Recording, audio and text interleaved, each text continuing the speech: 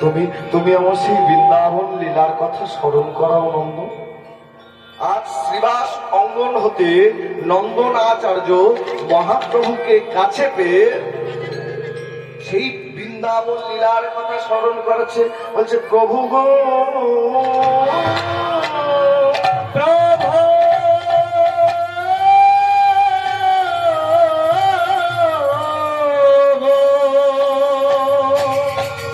মধুময় মধুর শ্রী বৃন্দাবনে, মধুর বৃন্দাবনে, ভাগ্যবতী যমুনা পুলিনে, যমুনা পুলিনে। আপনি এবং রাখালগণ সহযোগী যে রাখাল খেলায় মেতে রয়েছেন। আহা, কি অপরূপ রূপ প্রভু আপনার, কি অপরূপ শোভা আপনার। মায়ের একটু করতালি আর উলুধ্বনি করবেন। আজকের নন্দনাচার্য শ্রীবাস অঙ্গনে মহাপ্রভুকে সেই বৃন্দাবনের কথা মনে করিয়ে স্মরণ করাচ্ছে। রূপটা কেমন? রূপের মাধুরী, হাতেতে বাঁশরি, রূপের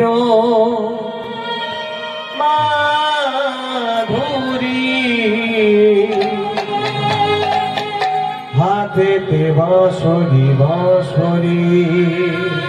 আমার রূপের মাধুরী, হাতেতে বাঁশরি। রূপের মাধুরী, শ্যামের হাতেতে বাঁশরি। দেখো দেখো, এই তো গিরিধারী লাল, দেখো রে সখী।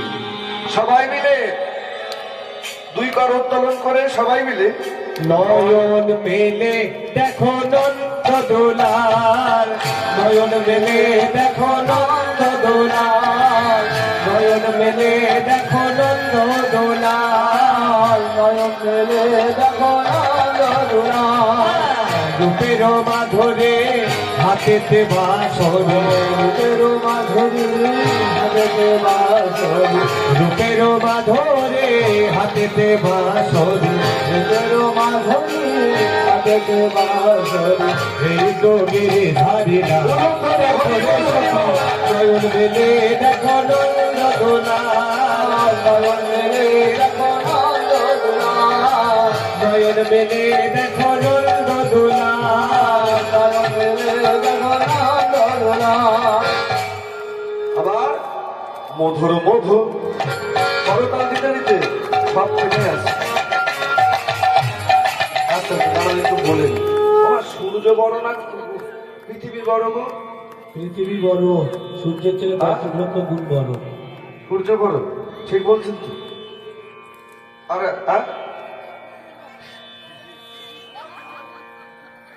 আচ্ছা বলে দিই, আমার সূর্য, আপনারা বলুন, একটু চেষ্টা করবেন নাকি? সূর্য বড় না পৃথিবী বড়? পৃথিবী। আচ্ছা যাই হোক, এইবার ঠিক হয়েছে। এদের এই বিভীষণের পাল্লায় বললে ভুল হবে। এখন সূর্য, সূর্য পৃথিবীর থেকে অনেক গুণ বড়, কিন্তু লক্ষ্য করবেন সূর্য যদি বড় হয়, এই ঠান্ডার সময়, শীতের সময় পঞ্জিকায় লেখা হচ্ছে সূর্য উদয় সকাল ৫টা বা ৫:৩০, কিন্তু বেলা 10টা বেজে যাচ্ছে, সূর্য দেখা যাচ্ছে। সূর্য ঘুমিয়ে পড়ে তো, ওই জন্য উঠতে লেট হয় তো। বলে সূর্য ঘুমিয়ে পড়ে নাকি? আচ্ছা, যেখানে পঞ্জিকায় লেখা হচ্ছে ৫:৩০টায় সূর্য উদয়, তাহলে 10টা বেজে যাচ্ছে, সূর্য দেখতে পাই না কেন? আর মেঘে, শীতের সময় মেঘ থাকে সকালে, হ্যাঁ, তাহলে সেটা বলো কুয়াশা। মেঘ করলে তো বৃষ্টি হবে। অর্থাৎ দেখবো কিভাবে? ঠান্ডার সময় তো কুয়াশার চাদরে ঢাকা থাকে, তাই না মা? সূর্য অনেক বড়, কিন্তু কুয়াশায় আচ্ছাদন করে রাখে বলে আমরা সূর্যটাকে দেখতে পাই না। ঠিক তদরূপ আজকে আপনারা এসেছো যাদের কাছে, যার কাছে এসেছো সেই মহাপ্রভু বা গৌর হরি আমার ভগবান কৃষ্ণচন্দ্র জানার বিষয়টা কিন্তু অনেক বড়। যাকে দেখতে এসেছো, যাকে জানতে এসেছো, যার নামে কীর্তন শুনতে এসেছো, তার জানার বিষয়বস্তুটা অনেক বড়, কিন্তু তা সত্ত্বেও আমরা জানতে পারছি না, বুঝতে পারছি না, দেখতে পাচ্ছি না। কারণটা কি? ওখানে নাই কুয়াশা আছে, এখানে আমরা দেখতে পাবো তখন। এই মাঝখানে দেখুন প্রত্যেকের কাছে আছে এই কুয়াশারূপী কুবাসনারূপী চাদর গুলো রয়েছে। একবার এই কুবাসনা কুয়াশা থেকে হাতগুলো বের করে নিতাই গৌর বলে একবার সবাই মিলে হাতগুলো তুলুন দেখি। বৃন্দাবনের কুঞ্জ বনের প্রেহ বগলি, এই তো গিরিধারীরা, এই তো গিরিধারীরা। কুঞ্জ বলে প্রেম বলিতে, এই তো গিরিধারীরা, এই তো গিরিধারীরা। বৃন্দাবনের কুঞ্জ বলে প্রেম বলিতে, এই তো গিরিধারীরা, এই তো গিরিধারীরা। মধুর মধুর মধুর মধুর মধুর মধুর বংশী বাজে কুঞ্জ গলিতে, এই তো গিরিধারীরা, এই তো গিরিধারীরা। মধুর মধুর কুঞ্জ বনে কুঞ্জ বনেতে, এই তো গিরিধারীরা, এই তো গিরিধারীরা। মধুর মধুর কুঞ্জ বনে প্রেম বলিতে, এই তো গিরিধারীরা, এই তো গিরিধারীরা। হই হই রবেতে শাখা গণ সাথে, হই হই রবেতে শাখা গণ সাথে, হই হই রবেতে শাখা গণ সাথে, হই হই রবেতে শাখা গণ সাথে। ফিরাইছে ধেনুর দেখো সখী, নয়ন মেলে দেখো নন্দ দোলা, নয়ন মেলে দেখো নন্দ দোলা, নয়ন মেলে দেখো নন্দ দোলা, নয়ন মেলে দেখো নন্দ দোলা। আমার নন্দ দুলাল, নন্দ দুলাল, নন্দ দুলাল নাচে যশোদা দোলা। ও নন্দ দুলাল, নন্দ দুলাল, নন্দ দুলাল নাচে যশোদা দোলা। আমার নন্দ দুলাল, নন্দ দুলাল, নন্দ দুলাল নাচে যশোদা দোলা। ও নন্দ দুলাল, নন্দ দুলাল নাচে যশোদা দোলা। কুঞ্জের মাঝে কাছে যশোদা দোলা, আর কুঞ্জের মাঝে যশোদা দোলা, কুঞ্জের মাঝে নাচে যশোদা দোলা, কুঞ্জের মাঝে নাচে যশোদা দোলা, কুঞ্জের মাঝে নাচে যশোদা দোলা, কুঞ্জের মাঝে নাচে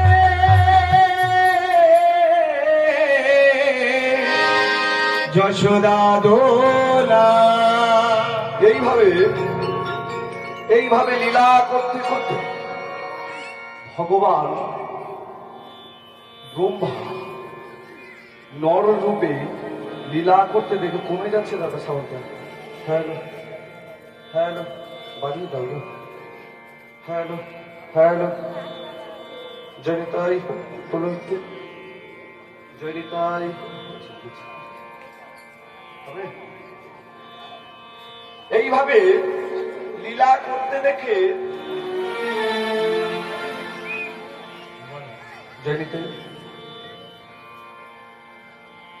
ভগবানকে নর রূপে লীলা করতে দেখে অবজ্ঞা করে ফেললেন ব্রহ্মলোকের ব্রহ্ম, অপরাধ করে ফেললেন ভগবানের চরণে। আজকে সেই লীলা রস আস্বাদন করব আমরা লীলা ভাবের মধ্য দিয়ে। স্বয়ং ব্রহ্মলোকের ব্রহ্মা হলেও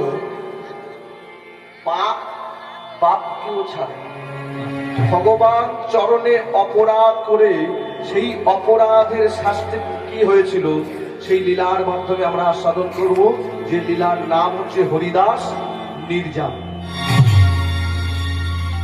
নির্যান মানে যার জীবন নেই, অর্থাৎ হরিদাসের অন্তিম পরিণতি কি হয়েছিল সেই লীলা ভাবের মধ্য দিয়ে আমরা আস্বাদন করব। তো আজকে ভগবান চরণে অপরাধ করে ব্রহ্মলোকের ব্রহ্মা চলে এলেন বর্তমান বাংলাদেশের বরুণ গ্রামে। পিতার নাম মনোহর চক্রবর্তী, মায়ের নাম উজ্জ্বলা দেবী। বেশ সুখে স্বাচ্ছন্দ্যে দিন কাটছিল। একদিন দুদিন এইভাবে পার হতে হতে হতে হতে বিপদ ঘটল যখন হরিদাসের 1.5 বছর বয়স। হঠাৎ মহামারী রোগে পিতৃবিয়োগ হলো হরিদাসের। কেঁদে উঠলো মাতা, স্বামী গো, স্বামী গো,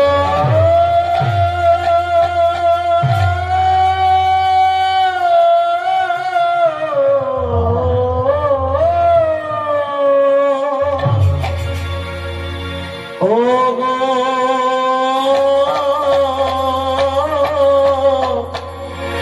স্বামী গো। ছোট্ট শিশুটাকে কোলে নিয়ে প্রতিবেশীদের সঙ্গে মনোহর চক্রবর্তীর নিথর দেহটা নিয়ে গতি করবার জন্য জড়িত দাহ করবার জন্য যখনই চলেছে, বা এবার ঠিক আছে, জয়নিতাই জয়নিতাই, বাহ, হরে কৃষ্ণ হরে কৃষ্ণ। একদম তুই দাহ করবার জন্য যখন চলেছে, এইবার ছোট্ট শিশুটা কোলে রয়েছে। খোকারে, এমন হতভাগিনীর ঘরে জন্ম নিলি খোকা। ভেবেছিলাম তোকে মনের মতো করে মানুষ হবে না। জানিস খোকা, এই দুনিয়ায় আপন বলতে কেউ নেই রে খোকা। আপন যদি থেকে থাকে, যদি আপন কাউকে বলে থাকিস, তাহলে একবার হরিকে স্মরণ করিস। হরি ছাড়া এই দুনিয়ায় তোর আপন কেউ নেই রে খোকা। ছোট্ট শিশুটাকে শ্মশান ঘাটের বারান্দায় বসিয়ে জ্বলন্ত চিতার মধ্যে, যে সময়ের কথা বলছি সতীদাহ প্রথা, যদি কোনো সতী নারীর স্বামী বিয়োগ হয়, সেই জ্বলন্ত চিতার অগ্নিকুণ্ডে ঝাঁপ দিয়ে নিজেকে সতী প্রমাণিত করতে হবে। তাই ছোট্ট শিশুটাকে শেষবারের মতো স্নেহ ভালোবাসার চুম্বন আলিঙ্গন করে শ্মশান ঘাটের বারান্দায় বসিয়ে জ্বলন্ত চিতার অগ্নিকুণ্ডে ঝাঁপ দিয়ে নিজেকে সতী প্রমাণিত করলেন উজ্জ্বলা দেবী। এইবার প্রতিবেশীরা দাহ কার্য সেরে যে যাওয়ার মতো চলে যাচ্ছে, আর ওই ছোট্ট 1.5 বছরের শিশুটি বোঝে না ক্ষুধার যাতনা, বোঝে না পিপাসার জল, শুধু এইটুকু জানে তার ক্ষুধা পেলে তার মাছ। চারিদিকে মাকে খুঁজে বেড়াচ্ছে শ্মশান ঘাটের বারান্দায়। মা, ও বাবা,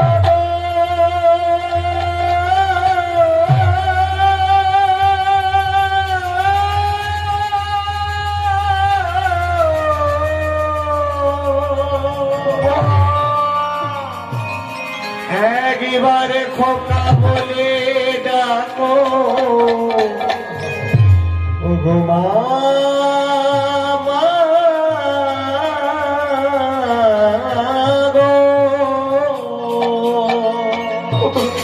কোথায় তুমি দেখা দাও, দেখা দাও।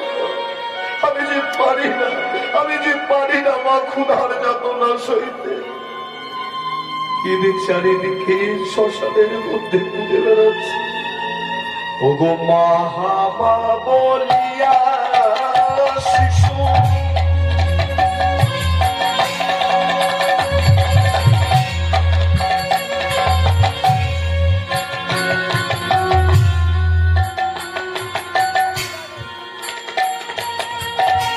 কাঁদিতে লাগিল, মামা বলিয়া শিশু।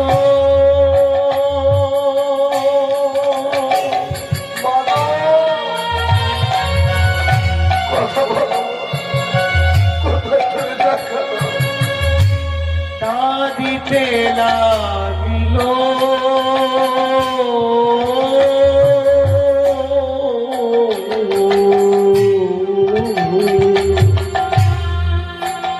মহামা বলিয়া শিশু মাগো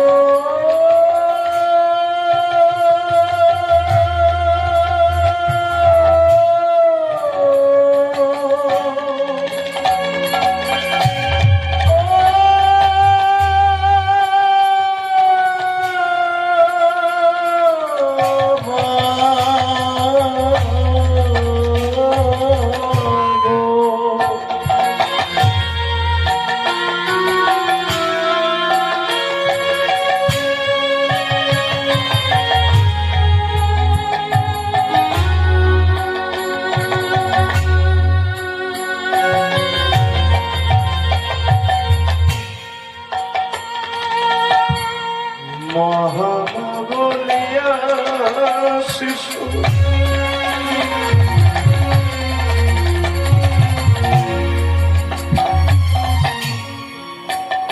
চারিদিকে চারিদিকে মা মা মা বলে আত্মনাদ করছে, উচ্চ নীরবে চিৎকার করছে। একটা কথা মনে রাখো, কি বলুন তো, যার কেউ নেই, যার কেউ নেই তার কে আছে? ভগবান আছে। ছোট্ট শিশুটি ছোটবেলায় যখন নিজের পিতা মাতাকে হারিয়ে ফেলেছে, তার তো আর কেউ নেই। শ্মশান ঘাটে যখন পিতৃমাতৃ হারা হয়ে ক্ষুধায় পিপাসায় তৃষ্ণায় কেঁদে বেড়াচ্ছে, হঠাৎ ওই রাস্তা দিয়ে ডাকাত হাবিবুল্লাহ মিয়া লুণ্ঠন করবার জন্য, ডাকাতি করবার জন্য যাচ্ছে। হঠাৎ কানে বাচ্চার কন্দনের ধ্বনি শুনতে পেয়ে সাপ তাড়াতাড়ি ঘোড়া থেকে অবতরণ করে শ্মশানের অন্তঃপুরে প্রবেশ করে দেখছে একটা ছোট্ট শিশু মা মা মা বলে কাছে। দেরি না করে ছোট্ট শিশুটাকে ছুটে গিয়ে কোলে করে নিয়ে হাবিবুল্লাহ কাজী এসে কোলে তুলে নিল।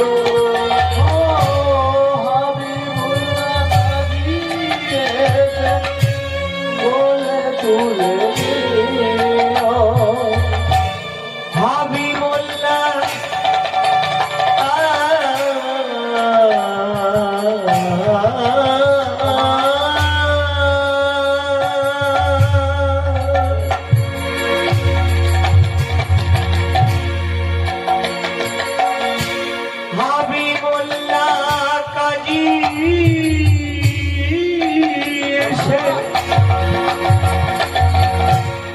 কোলে তুলে নিল। ওগো শুনছো, এই শিশুটি কার? কেউ দেখেছো? কে এমন ভাবে ফেলে রেখে গেছো গো? কার শিশু এটা? কেউ কেউ কোনো উত্তর দিচ্ছে না দেখে, ঈশ্বর তুমি ধন্য ঈশ্বর, আজ আজ আমার কোনো সন্তান নেই বলে এই এই শিশুটাকে তুমি উপহার হিসেবে আমার জীবনে পাঠালে। ধন্য ঈশ্বর, তুমি ধন্য। তুই যে আমার অন্ধের বুদ্ধি, তুই যে আমার অন্ধের মনে, তুই যে আমার অন্ধের মনে, তুই যে আমার অন্ধের মনে, তুই যে আমার অন্ধের মনে। ফতেমা, ফতেমা, দেখো দেখো ফতেমা, আজ আজ কাকে এনেছি দেখো। ফতেমা বলছে স্বামী, ও স্বামী, এ তুমি কি করেছো? এ কি করেছো স্বামী? জানি না জানি না কোন মায়ের কোল খালি করে তুমি এনেছো। আমি চাই না স্বামী, মা হতে চেয়েছিলাম। আমি আমি চাই না কোন মায়ের কোল খালি করে তুমি আমাকে কোল আলো করো, ফিরিয়ে দিয়ে দাও, ফিরিয়ে এসো স্বামী। ফতেমা, চুরি করব কেন? কারা যেন এই শিশুটাকে এখানে বসিয়ে রেখে গেছে শ্মশান ঘাটে। আমি সবাইকে ডেকে ডেকে ডেকে ডেকে জিজ্ঞাসা করলাম, তারা কোনো উত্তর দিচ্ছে না দেখে আমি ভাবলাম আমার যেমন কেউ নেই, এরও আজ কেউ নেই। আজ থেকে এর নামকরণ করলাম হারিস। তুই যে আমার অন্ধের নিধি, তুই যে আমার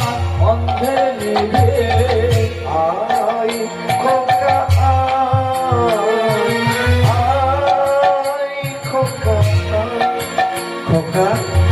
আয় কোলে আয়, আয় কোলে আয়। পূর্ব জন্মে কর্ম ফলে সাজা দিলে অন্তর জানি, বিধির বিধান খণ্ড দেখে ভক্তের নন্দন তুমি। ও পূর্ব জনমের কর্ম ফলে সাজা দিলে অন্তর যাবি, বিধির বিধান খণ্ডা দেখে ভক্তের নন্দন তুমি। আমার পূর্ব জন্মে কর্ম ফলে সাজা দিলে অন্তর জানি, বিধির বিধান খণ্ড দেখে ভক্তের নন্দন তুমি। আয় কোলে আয়, আয় কোলে আয়।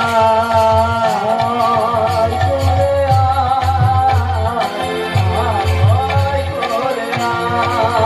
আয়, আয় কোলে আয়।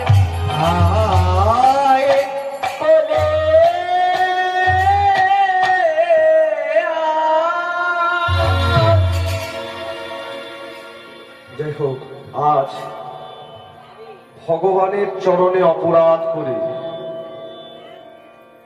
ভগবানের কাছে অপরাধ করে, ব্রাহ্মণের ঘরে জন্মগ্রহণ করে প্রতিপালিত হচ্ছে মুসলমানের ঘরে, মুসলমানের অন্নে বেড়ে উঠছে ব্রহ্মলোকের ব্রহ্মা। আচ্ছা, আমার একটা কথা মনে পড়লেই, দাদা ভাই বলছিলেন এখানে একটা কালী মন্দির আছে, 100 বছরের পুরনো, তাই কি মা? যাই হোক, মানে আমি এখন মানে বলবো না, যদি শেষে সময় পাই বলবো, কেন কথাটা আমার মনে পড়লো। ধরুন 100-150 বছরেরও প্রাচীন যে মন্দির, যাই হোক আমি আসতে পেরেছি মায়ের চরণে, এটুকুই ধন্য। আমি পূর্ব মেদিনীপুর তমলুক, পূর্ব মেদিনীপুরের তমলুকে গান গাইছে। এখন ওই রক্ষাকালী পুজো উপলক্ষে আর কি কীর্তন হচ্ছে, রক্ষাকালী পুজো মানে মেলা হচ্ছে, সেই মেলা উপলক্ষে কীর্তন। এখন এক ভদ্রলোক নিচে থেকে এসে দাঁড়িয়ে দাঁড়িয়ে বলছে, দাদা এটা আপনার ধর্ম, এটা আপনার ধর্ম। আমি চিন্তা করে দেখলাম, দেব কি ব্যাপার, ধর্ম নেই বলে? বাবা আপনি কোন ধর্মের? তখন বলছে আমি হিন্দু। আমি বলছি হিন্দু যদি হিন্দু, তাই হিন্দুর জন্ম কত সাল? দাদা আবার কমে যাচ্ছে বল, হিন্দুর জন্ম কত সাল? বলছে ওই, তখন বলছে আমি সনাতন। আমি বুঝলাম না। বাবা আপনার সমস্যাটা, হ্যালো হ্যালো হ্যালো, ঠিক আছে, আপনার সমস্যাটা কি? বলছে যে ধর্মে নিজের মাকে উলঙ্গ করে বিবস্ত্র করে সবাইয়ের সামনে প্রকাশ করে পুজো করা হয়, সে ধর্মটা কত বড় ধর্ম হতে পারে। মানে মা কালীর অঙ্গে বসন নেই, উনি এক কথায় জানতে পারতেন যে মার শরীরে কেন বসন নেই। যাই হোক, আমি লীলা প্রসঙ্গে এগিয়ে যাই, এটা মনে পড়লো, যদি শেষে সময় থাকে বলবো উত্তরটা, কেন বসন থাকে না। কারণ একেবারে বলে দাও। কি একেবারে সেরে যাওয়াতে কি বলছে? হ্যাঁ হ্যাঁ বলবো? হ্যাঁ, মায়েরা শুনতে চাচ্ছি, বলে দাও। মায়ের মন্দির, মাকে নিয়েই বলুন। আচ্ছা, মায়ের মন্দির, মাও সামনে রয়েছে, তো কথাটা বলেই যাই।